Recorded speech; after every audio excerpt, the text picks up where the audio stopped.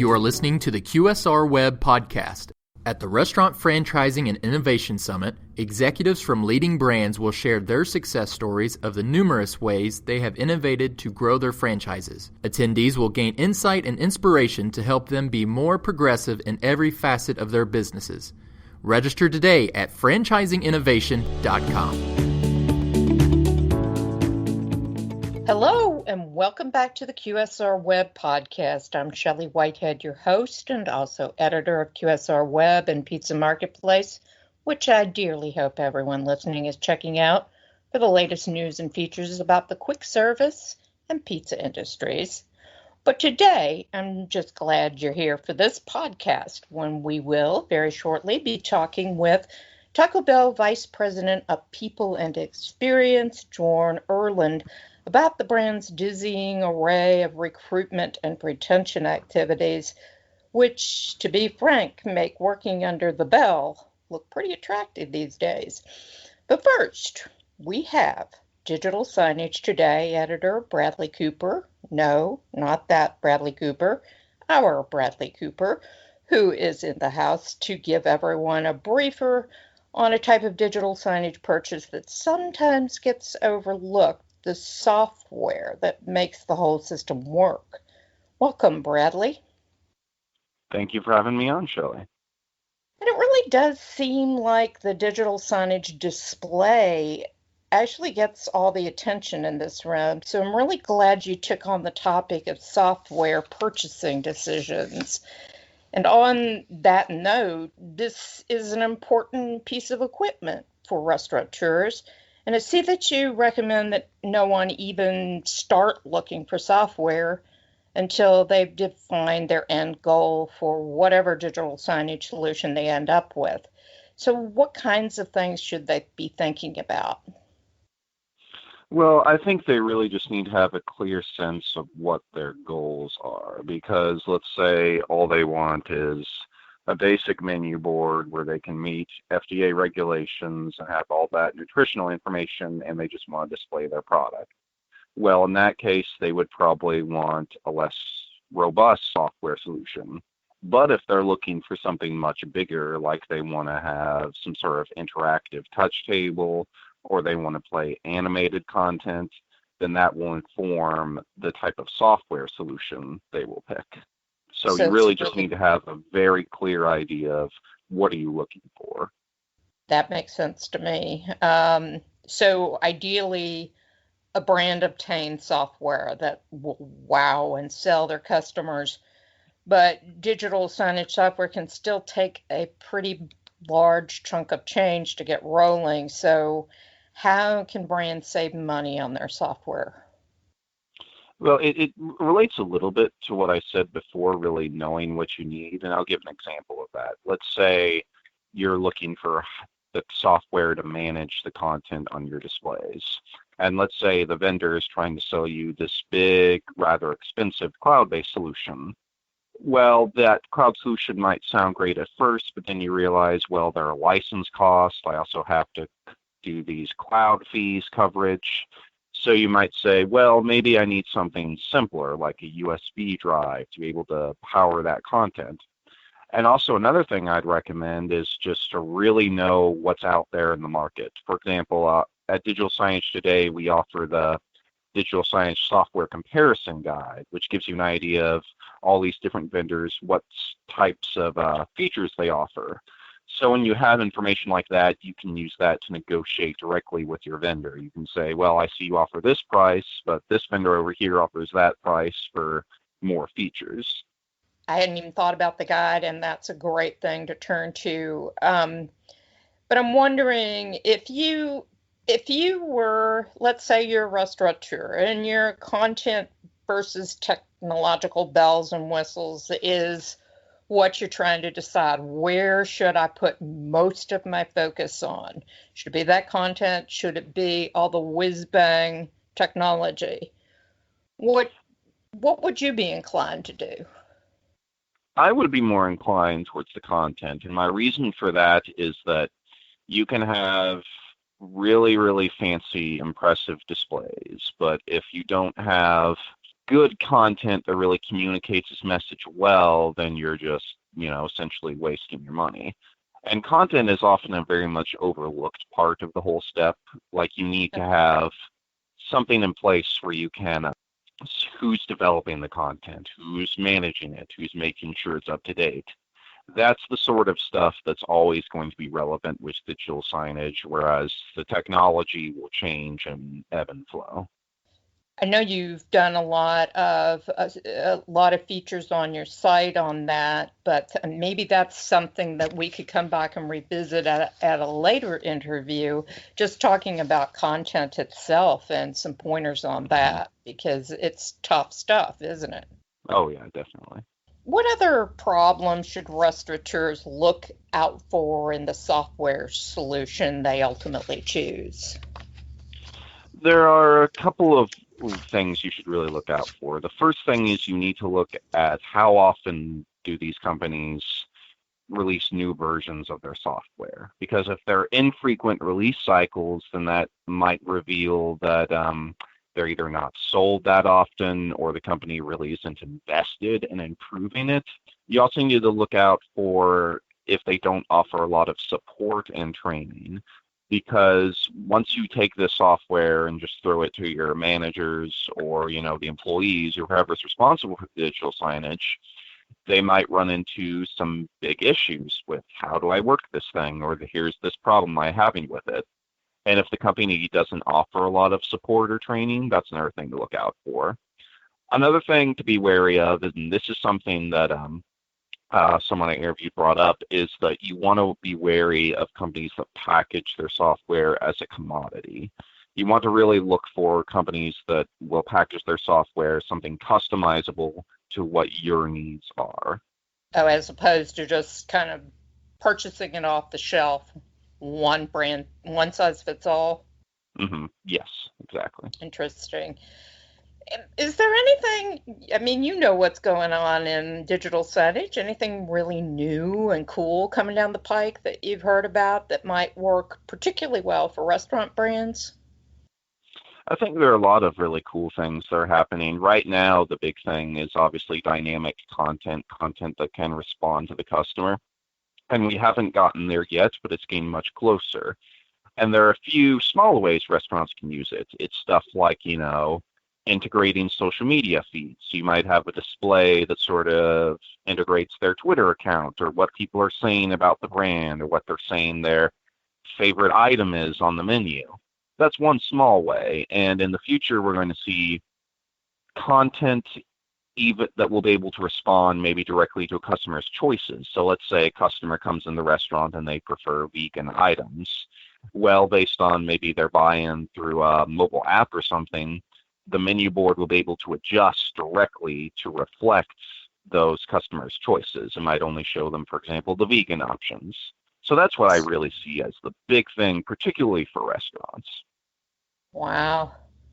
Digital signage is getting smarter than me. I shouldn't say that. This is great information, Bradley, and thank you for stopping by. This is Bradley Cooper, a Digital Signage Today editor. He really has the subject covered. And aside from that, to our audience, please hang on for a few minutes because we're going to come right back with Taco Bell. Now we turn to the topic that really has most limited service brand leaders these days tossing and turning in their sleep. And I speak here, of course, of hiring and retention.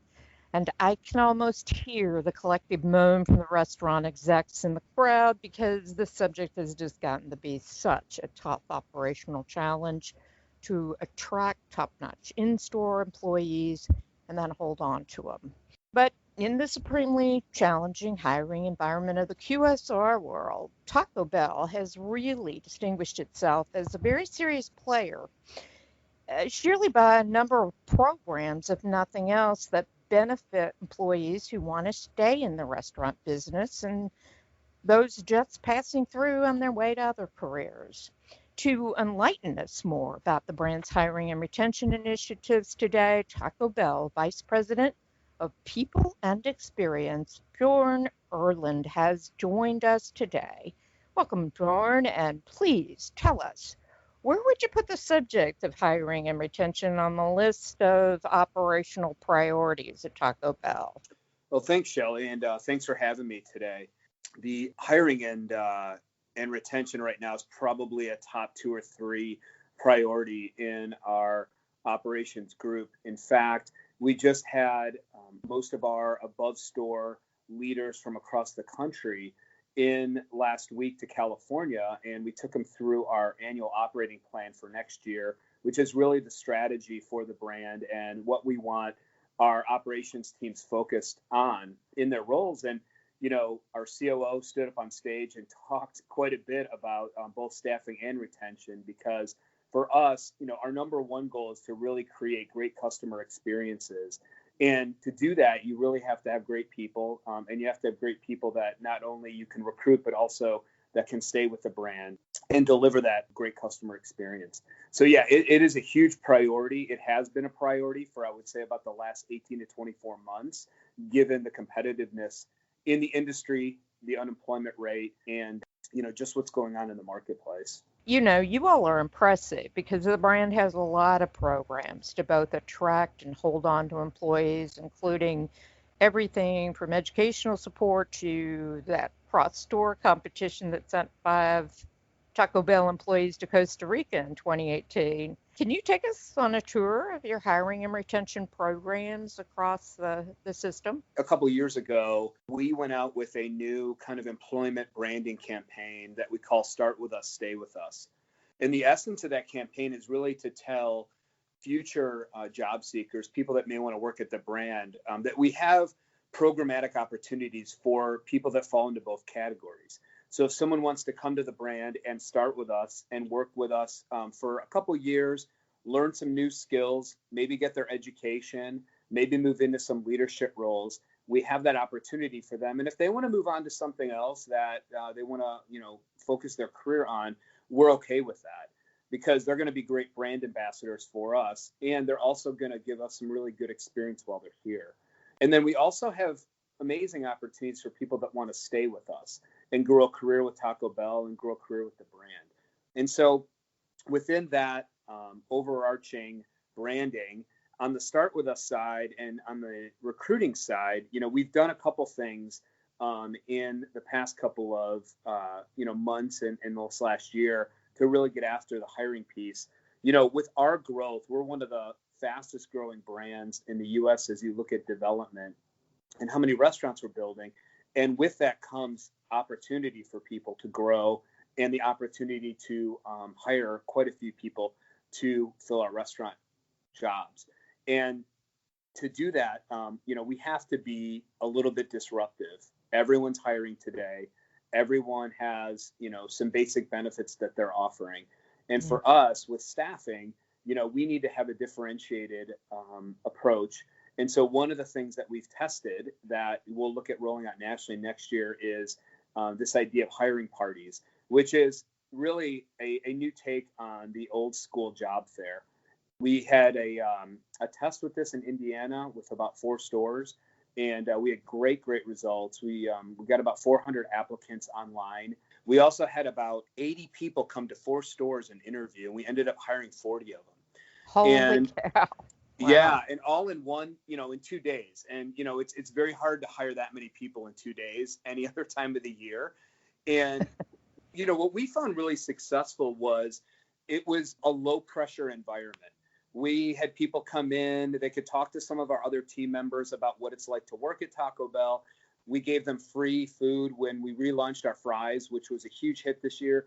We had them free tasting of our new fries, nacho fries. We had them the ability to taste the watermelon freeze, which was a newly launched product as well. And we made it very casual. If they wanted to interview, they could. If they didn't want to, it was no big deal. We were trying to build, again, the employment brand for folks that if they wanted to come back in the future, they could, and we could hire them. So went over really well. It was disruptive in the industry because I think no one else has really done it, and we did it in a very Taco Bell way. And then, the second thing that we're looking at is, most people look for jobs today online, and we're really looking at beefing up our online presence. and through social media and the ways people look for jobs. So we did a test last year in Indiana as well, where we bought up some online media. We made our presence much larger in the online social space, and we're able to grow our candidate flow, the amount of people applying to jobs at Taco Bell in those restaurants, by about 35 to 40%, which was a huge uplift compared to what we're typically used to. And so we're doing a broader test in some harder to fill markets coming up here in January and February. And then hopefully we'll have really good results and figure out what our go forward strategy is, in the online arena as well.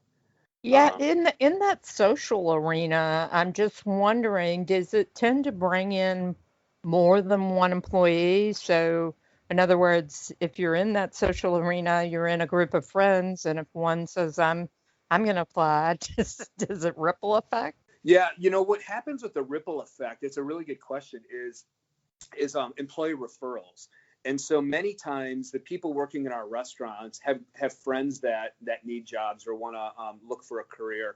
And our best source of talent is by far employee referrals, because they typically stay with us longer, and they're typically vetted out by the people currently working in the restaurant.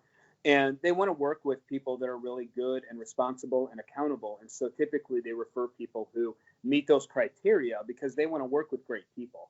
And so we've seen those are really the best candidates that we get that come through. And it's a win-win all around, because the current employee who referred them feels really good about bringing in someone else to the brand and really helping the restaurant deliver that great customer experience. Well, sure. Yeah. Keeping the stream of top quality applicants coming in is really such a high priority. Really, brands want quality workers, like you're saying, who will thrive in a quick service culture. So I'm wondering, and you've set that up in some ways by talking about the parties, but how does that culture at Taco Bell play into that? And if you can, describe the type of person or personality who really does well in your setting. Culture is huge with Taco Bell. And we hear from employees time and again that it's a big differentiator for them, especially those that have worked at other QSR brands. And I would say, our restaurant culture really emulates a lot of our culture externally about the Taco Bell brand that you see in advertising and social media and those type of networks. For our employees, we went out a few years ago and talked to quite a few employees, and we came up with what we call our Hungry principles. And Hungry is an acronym for different ways to describe the people that do really well within Taco Bell. So the H stands for helpful, the U stands for understanding, the N is never follow, G stands for grateful, R is relentless, and Y is for youthful. And, we are a youthful brand. It doesn't, youthful doesn't mean that, you have to be a certain age. It just means, we're just a youthful brand. We have a youthful culture. Yeah. And so I think people that typically can bring those to life for the customer and for their team members strive and do really well at the brand. I would tell you the other piece that we've been told from our internal employees along with external employees is, it's just a fun place to work. And when you boil that down, it's very fast paced, and people have a lot of fun working with the teams to hit their different goals, work in that fast-paced environment, and really be agile. And so, people that have done also really well here are agile, and they can change on a dime and move very quickly. If you look at what we do from a marketing standpoint, we roll out new products and new offerings about every 5 to 6 weeks. And so just by the nature of that, our team members need to be quick on their feet and able to adapt to that change that happens so frequently. And I would say that's kind of our secret weapon. Our team members are able to deliver on these changes in a very fast time frame and ultimately deliver that great customer experience.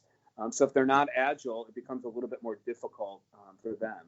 And so that's what we've been told by our employees, and kind of what we've seen as we've done internal research and talked to both our internal folks and then as well as external potential candidates. It's interesting. It sounds fun to work at. So you might see me one of your, well, shouldn't say that, but might come to one of your parties and take a Yeah, little part-time work yeah, we'd love to have you. because it really does sound fun. Finally, I wanted to ask you, I talked to it was a rural Ohio manager about a year ago for a story I did with you all, and she was on track to go through nursing school when she started at Taco Bell, but entirely changed her career direction after starting to work there, and she just started to rise through the ranks. And I'm wondering what kind of career path awaits those who actually want to stay with the brand and make it a professional career. We have a great career path, and we know that our employees tell us that that's a big differentiator for us as well. We have many of our leaders in the organization started as team members in the restaurant, working on the line or in customer service, and they've grown to amazing careers. Our chief operations officer, Mike Granz, is a good example. He started as a assistant manager in Detroit, Michigan, and has grown up to be, a top level executive at a $10 billion brand. Hundreds, if not thousands of those examples across the country where people have been able, to do that. And with the growth that we have in building all these new restaurants, the amount of management opportunities that we have in these new restaurants and then in the restaurants where people are coming from to fill the new restaurants is extremely large. And so within the actual restaurant construct, we have 3 different management levels. We have a shift leader, an assistant manager, and a restaurant general manager. So there's 3 levels to get promoted to within the restaurant. And then if you go above the restaurant, we have what we call above store leaders, or above restaurant leaders who run anywhere from 5 to 8 restaurants themselves. That's another stepping stone in the career ladder. And then beyond that, we have a multitude of roles running larger spans of restaurants that range anywhere from 10 to 100. And those are all sorts of different levels. And then the other thing that we have for people that start on the corporate side and that we've had really good success with is maybe have grown up through Taco Bell corporate, and then they go over to either become a franchisee or help run operations for a franchisee. And that has been a really nice career path for many people who have grown up through Taco Bell here and spent a lot of time both in the field and at corporate. And they bring just great experience to our franchisees, which helps our system overall. But it also is great for them from a career development standpoint because they typically get much larger roles and they're running large spans of, very big operations for our franchisees. And so that has been another really great win-win for career growth and career pathing. Wow, it builds some cohesiveness within your corporate family too. It sounds like. Let me ask you one more thing. I lied. This is my last question. I promise. No, that's okay. If you were to offer one bit of wisdom to other restaurateurs about staying competitive in this very tough employment market, what would that be? We do a lot of programmatic things that we can roll out to our system. But at the end of the day, if you have the best leaders running your restaurants, they're the ones that really bring it to life. And so, I would say having the best leadership that you can have running your restaurants, running your regions, running your DMAs is really going to make, the biggest impact. And what we've seen is culture is directly correlated to having great leaders. And great leaders have great culture and thus have better retention. But great leaders also know how to staff restaurants, and they have this attraction, piece that people really want to work for them. So when they get a chance to meet people or talk to potential recruits, they have this great, almost like a magnetic piece that people are just attracted to work for those leaders. And those are the difference makers for us. And I think just in general for the restaurant and retail systems. And for us, on that leadership piece, that's how we spend so much time developing leaders into not only technical experts, but also into culture leaders. And we have many leadership programs we teach here in California for our restaurant general managers, for our above store leaders, where they can come here. And we don't focus a lot on technical skills. We focus a lot on how do you lead large teams and become a visionary and drive great culture in your restaurants. So, leadership, I think, is number one. And if you can get leadership right, everything else kind of falls into place. Interesting, because, you read so much that says people don't quit jobs, they quit their managers. And so that makes perfect sense. And it kind of sounds like you all are cultivating the leaders as you go along. So I want to thank you so much for joining us today and sharing a little bite of Taco Bell's hiring and retention practices. It is a tough game for QSRs today to find and hang on to store talent, but I wish you at Taco Bell and everybody listening the best with your endeavors. Thank you, Jorn. Yeah, thank you. Thank you for having me. Thanks for the time. And that's our podcast for this week. Please make a note to check QSR Web next Friday to listen to interviews with West Coast brand ChopStop founder and CEO Mark Kolkus, and fresh from the National Retail Federation show, Retail Customer Experience Editor Judy Model, to talk about all the innovation and education she took in for restaurateurs at the annual New York City event. Until then, have a great weekend and a profitable business week ahead.